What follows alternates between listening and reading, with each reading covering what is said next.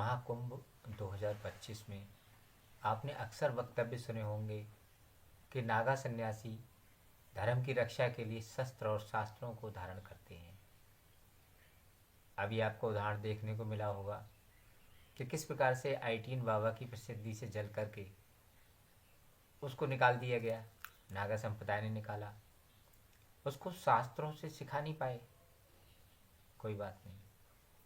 उसके बाद में अभी हर्षा रेछारिया का आया है कि हर्षा रेछारिया को उस पर तमाम आरोप लगाते हुए उसे निकाल दिया। वो रोती हुई घूम रही है।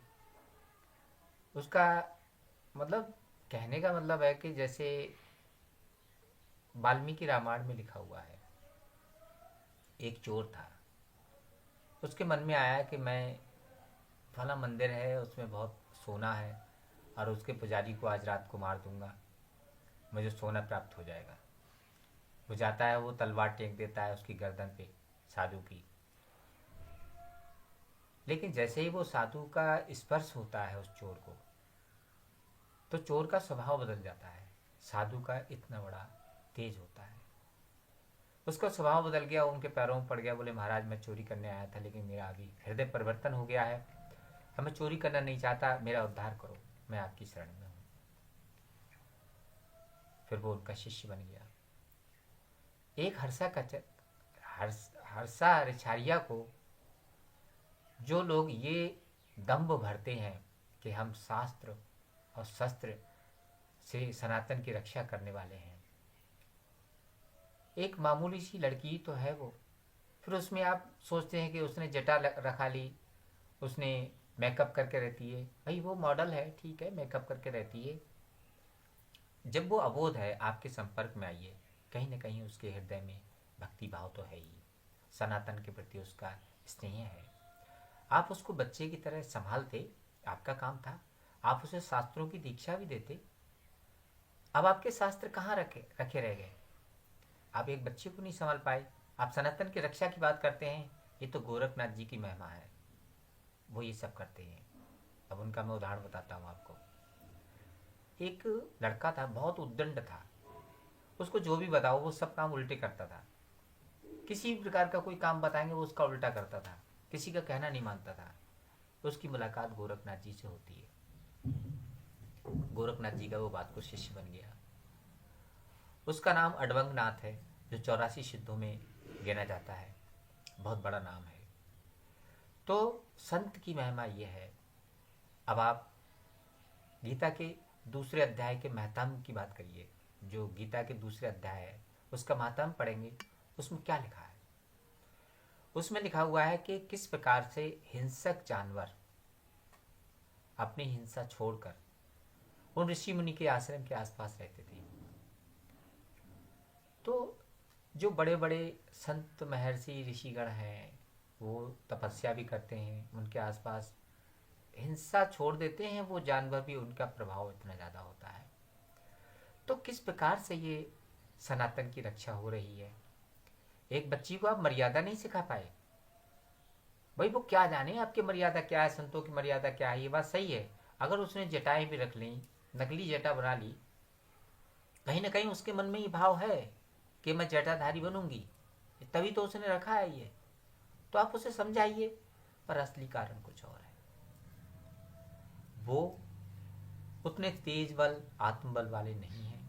वो भी हम जैसे सारे लोग, जैसे संसार के लोग हैं, एक दूसरे से जलन, प्रसिद्धि से जलन। मीडिया हर्षा रेछारिया का इंटरव्यू ले रही है, उनको ये पसंद नहीं आ रहा है। ऐसी आईटीएन बाबा है, उसका इंटरव्यू चल रहा है, लोगों को पसंद नहीं आ रहा है कि हमारा इंटरव्यू चलना चाहिए, हमारा तो कहीं नाम नहीं हो रहा है, नाम तो उसका हो रहा है। तो आप बताइए आप क्यों लेके आए? अब आप कारब वाले बाबा के ऊपर आ जाइए।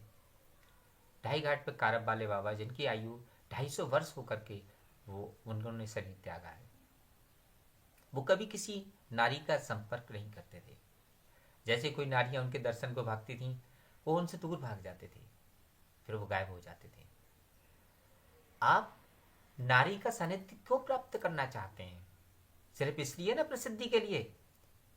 स्टीव जॉब्स जो एप्पल के फाउंडर हैं, उनको नीम करोली बाबा का आशीर्वाद है। नीम करोली बाबा का तो आज तक इंटरव्यू नहीं आया, कि स्टीव जॉब्स मेरे पास आया है, इट मीन्स आप कहीं ना कहीं ये आपके मन में इच्छा है कि स्टीव जॉब्स या बड़े बड़े लोग, ट्रम्प या प्रधानमंत्री या अन्य लोग हमारे संपर्क में आएंगे, हमारी प्रसिद्धि बढ़ेगी, बस यही तो चाहते हैं। तो आप इच्छा शून्य कहाँ है? आपके मन में इच्छा है ना, आप चाहते हैं कि आपके जो भक्त हैं, जो मंत्री गण हैं और जो बड़े बड़े लोग हैं, जो प्रसिद्ध लोग हैं, वो आपके संपर्क में आए, तो आप उनका इंटरव्यू दिखाएंगे, आप मीडिया को बताएंगे कि देखिए ये मेरा भक्त है, ये स्टीव जॉब्स की पत्नी है, ये मेरी भक्त हैं, ये हमारे हमारे नागा संप्रदाय में आई हैं। आप कुछ दिन बाद उनका इंटरव्यू भी देख लेना। नीम करोली बाबा ने तो कभी अपना प्रचार नहीं किया, और ये सब जानते हैं कि स्टीव जॉब्स आज एप्पल के फाउंडर है सिर्फ इसलिए है कि नीम करोली बाबा का उनको आशीर्वाद है, उन्होंने बहुत पहले आशीर्वाद लिया था। सच्चे संत कभी अपना प्रदर्शन नहीं करते हैं। ये भी सब संसारी हैं, कोई आत्मबल जैसी बात नहीं है। अगर आत्मबल होगा तो एक छोटी सी बच्ची को आप नहीं संभाल पाएंगे, फिर किस सनातन की बात करते हैं। इसीलिए भारतवर्ष का बहुत कुछ हो रहा है। आप किसी भी अखबार को ले लीजिए, वो अपनी जो एक उद्देश्य बताता है वो ये कि मैं इस तरीके से करूँगा कि मैं देश की रक्षा सेवा करूँगा, ये करूँगा, वो करूँगा, ये चीज़ें आगे बढ़ाऊँगा, वो अपनी उद्देश्य में बताते हैं। एक एनजीओ ले लीजिए, एनजीओ वाला कहता है कि जी मैं समाज की सेवा के लिए मैंने ये बनाया है, क्योंकि उसमें लिखा जाता है कि उद्देश्य क्या है आपके, क्यों बनाना चाहते हैं आप। इसी प्रकार से जब आप किसी को पद मिलता है, कोई जैसे कोई पुलिस अधिकारी बना, कोई आईएएस बना, कोई बना या मंत्री बना, सबको एक कसम दिलाई जाती है कि आप कैसे करेंगे। तो वो अपनी शपथ में कितने बढ़िया बढ़िया चीज़ें बोलते हैं। आप देखिए उनकी शपथ को आप पढ़िए, ऐसा लगता है कि वो सब उनके लिए राष्ट्रहित सर्वोपरि है।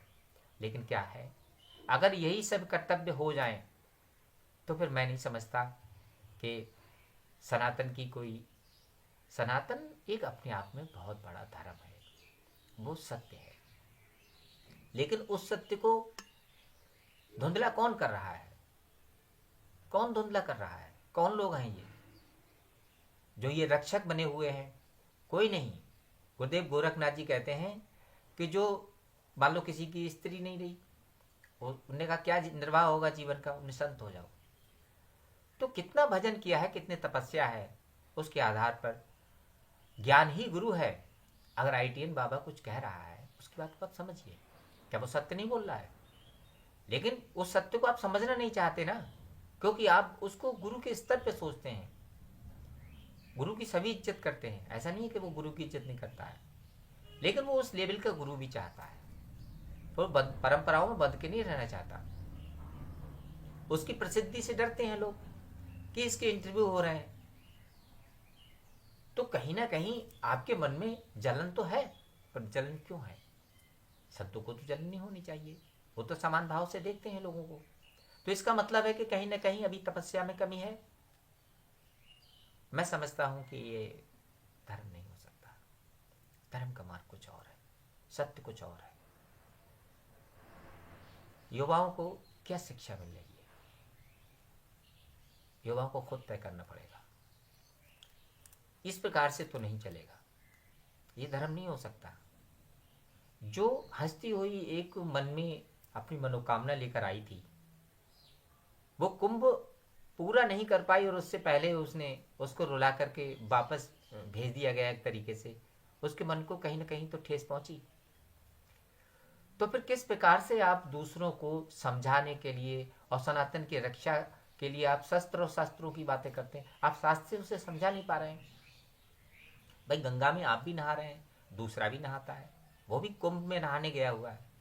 तो आप ये क्यों समझते हैं कि हम ही वहां पर नहाएंगे और दूसरा नहीं नहाएगा? क्या उसमें परमात्मा नहीं है? आप में परमात्मा है, तो आप तलवारों को लेकर के वहां जाएंगे और धक्का मुक्की करेंगे पब्लिक के साथ में, तो ये तो अन्याय है ना।